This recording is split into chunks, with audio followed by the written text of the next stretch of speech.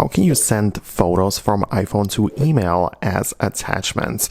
Let me explain what is possible and how it works. If you're new here, subscribe and we can get started. So of course, if you open up your mail app and start a new message, you can tap on the body part of the email like this, and this gives you the ability to tap on the paperclip icon and click on photo library. So you can see right here, I have the ability to insert the image right here. So that's gonna put it, into the body of the mail, right? Which is not really like a huge problem. If that's okay, you can leave it like this, but we can't really turn this into the actual attachment. It's not going to be attached as a small icon, right?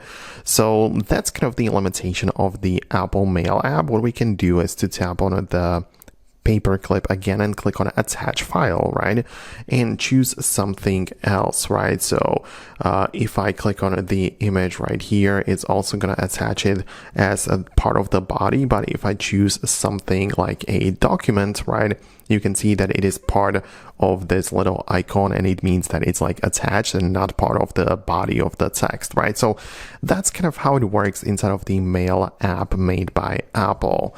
You should also know that we don't actually have to use it. It depends on which email account you're using, but you can see that in my case, it is actually the Gmail, and I'm using it through the Apple Mail app. So if I need a little bit more, I think it's a good idea to get the official Gmail app from Google, sign in with the very same account right there, and try to do the same thing in here. So if I click on compose, start a new email, and tap on the paperclip, I have the ability to go to the photos as well, attach the very same image, and it is now part of the body, right? So that's exactly as it was before, but now I should have the ability to tap on it like this and click on a send as attachment.